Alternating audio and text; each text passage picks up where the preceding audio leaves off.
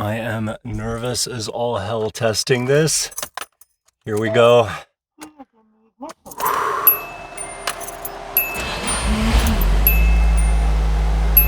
I have attack! I have attack! I have an RPM gauge! I have an RPM gauge! Holy crap! Yes! This has taken forever! I'm George. This is my Project S12. There is tons of work to be done on it. I've got some Post-its so that I don't forget what I have going on. I've already started with wiring my RPM gauge. Now, this is something I've spent the past 2 days working on. It's something I've tried before and failed at. I finally got it working. I'm really excited to show you how I did that. But before I get into that, an S12 popped up in a scrapyard not far away from me. That's something that never happens. I've literally been looking for years. So I took half a day off work, scavenged everything I could out of it, and this is what I got. I've got an original owner's manual for an 85, mine's an 86, no one's gonna know. This right here, I'm super excited to install. Original stereo, but the faceplate is in mint condition. Mine is absolutely scrapped, so I'm really, really happy that they had this. And this, I didn't even need to take it out of the car. It was already there, good to go.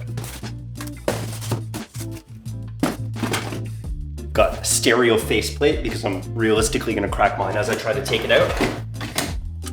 Power window switch for the passenger side. My wife is gonna be very happy with this. Switch for the steering column.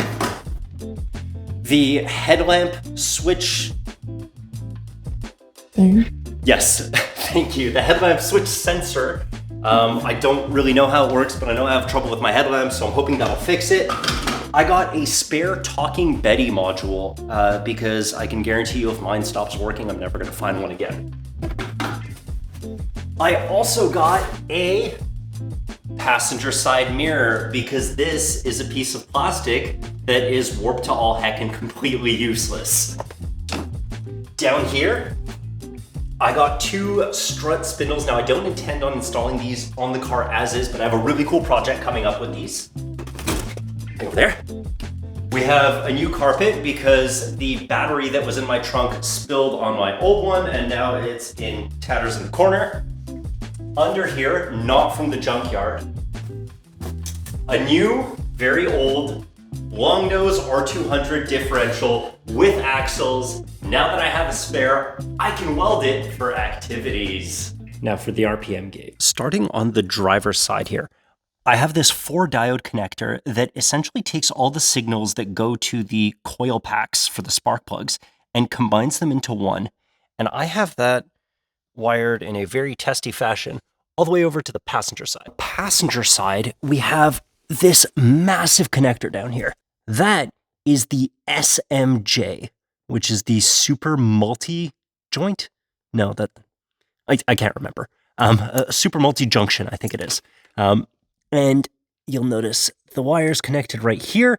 This is a wire that I cut off of the SMJ to get this to work.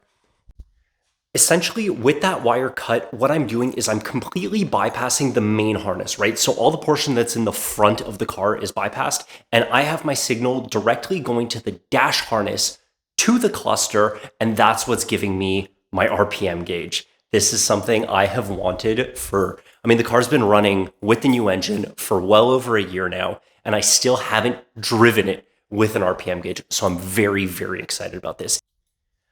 From reading the factory service manual, I'm mentally fried. So I'm going to be putting all of this mess back together on another day. And before I forget to ask, if you like S12 content, then hit the like button on the S12 content. I'm back and I've cleaned up the wiring on the RPM gauge.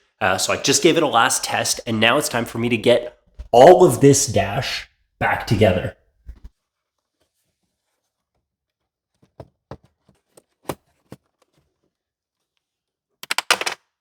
Oh no.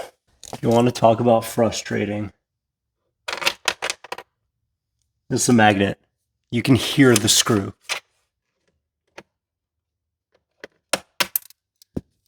I got it! Yes.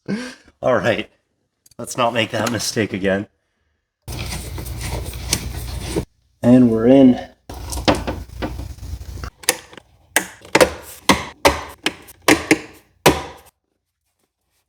That went back in a lot easier than I expected. I'm very happy about that. This one's gonna feel good. Wire RPM gauge, done. On to the next task. Replace passenger mirror. My lovely scrapyard mirror came with this weird plastic trim and a whole bunch of fake carbon wrap that I'm going to be scraping off before I install this, so it might be a minute.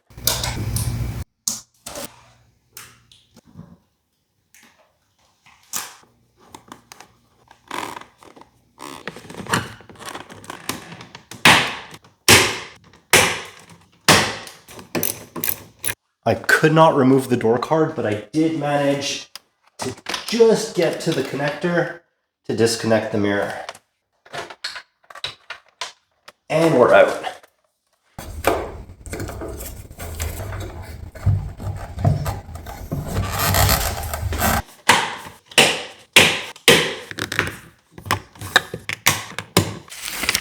Replace passenger mirror. Done.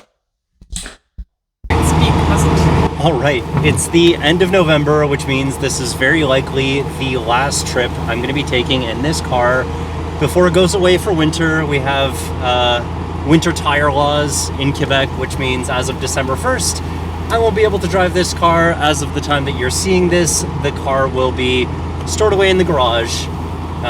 It was a lot of fun having a functional vehicle for a whole season this year.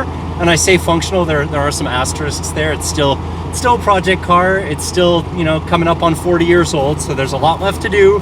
There always will be, but it's been a whole boatload of fun. This is also the first drive with a functional RPM gauge, which feels really good. That's it. That's all I've got. And a mirror. Oh yeah. Passenger mirror. Looking shiny, looking reflective, as you like to have them. She's home. Thank you so much for watching. If you made it this far in the video, don't forget to subscribe. My next video, I'm gonna be going through a comprehensive wiring guide. Everything I did to get this S12 fully functional with the gauge cluster with the SR20 under the hood. Thanks again for watching.